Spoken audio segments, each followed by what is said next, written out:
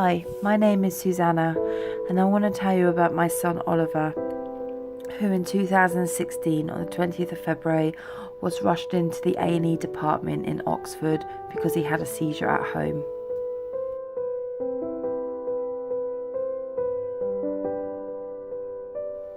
Now, Oliver was just a typical 3-year-old who loved to play, loved to have fun, full of beans, and very happily bubbly little chap he was. Very popular. Everyone liked him. He got on really well with other children, and he had everything going for him. He was a remarkable, clever little lad, but then he got unwell.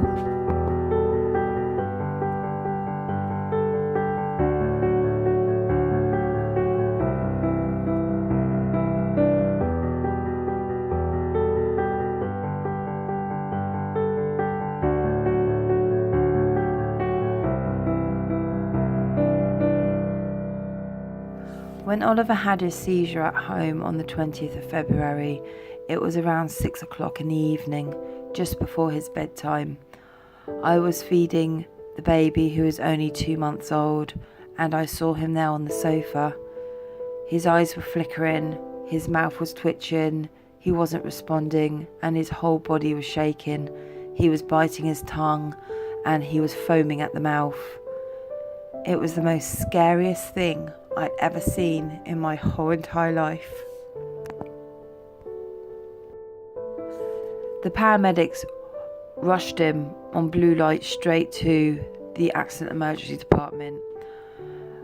He had swarms of people around him. They couldn't stop his seizures at all.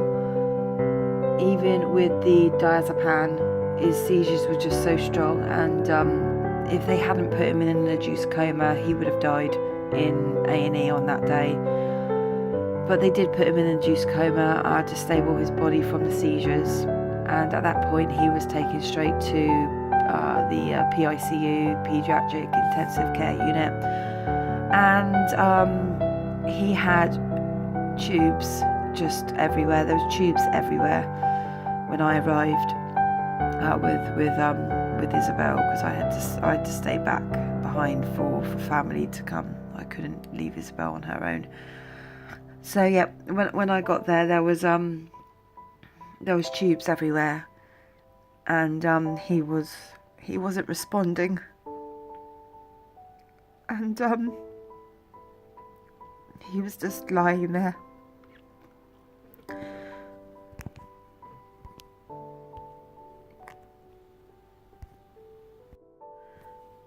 The first week, the first days were just unbearable.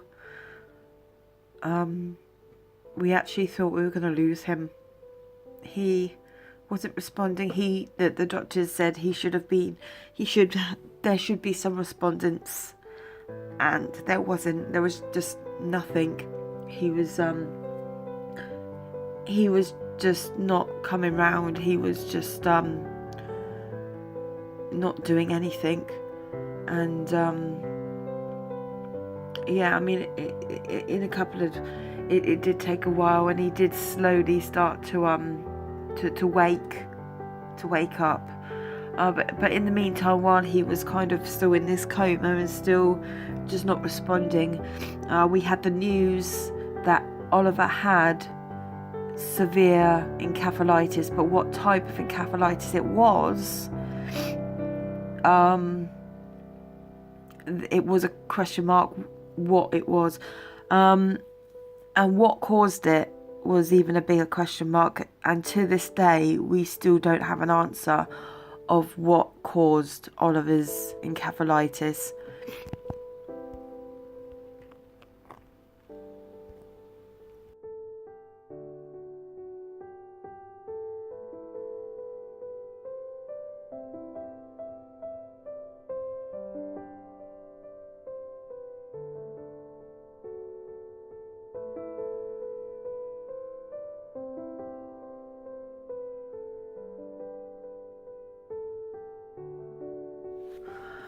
So he's still in PICU, and he's had MRI scan and EEG, and lumbar punctures, bloods, all the things that they needed to do to kind of investigate. And the nurses, we had one-to-one nurses there, and they started giving us the opportunity that we could, clean his teeth and wash his hands and clean his body, and that was hard because he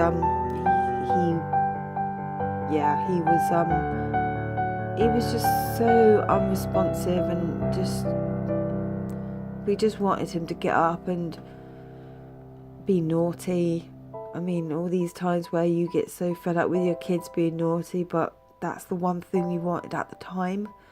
We wanted him to be naughty and just be a little monkey, and we so just it was absolutely unbearable.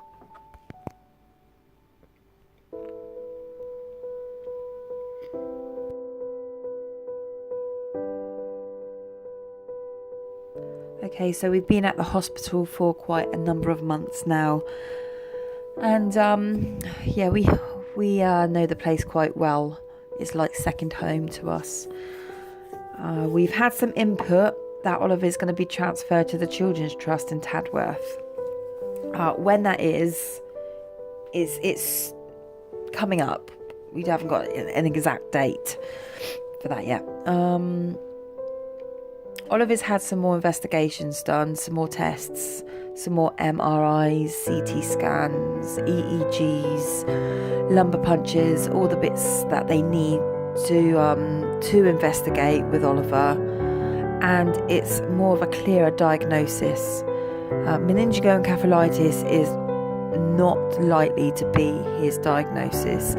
It's pointing more towards a more rarer condition called acute encephalopathic necrotizing encephalitis.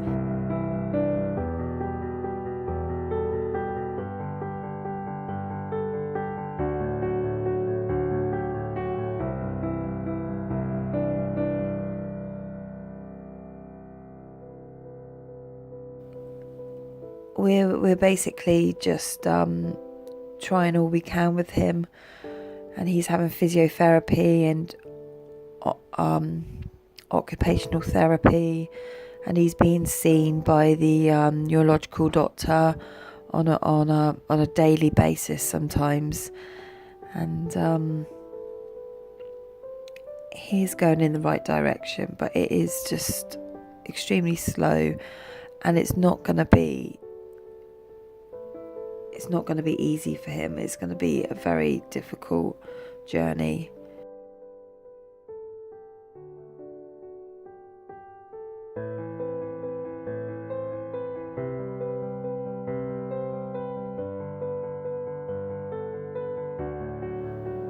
So it was the 25th of July 2016 where Oliver left the Robins Ward Hospital, the ward, and was transferred to the Children's Trust for neurohabilitation, and he was there for 4 months, and it was basically just lots of neurological therapies that they did there until he was to return home on the 25th of November 2016, just in time for Christmas and the start of a new year.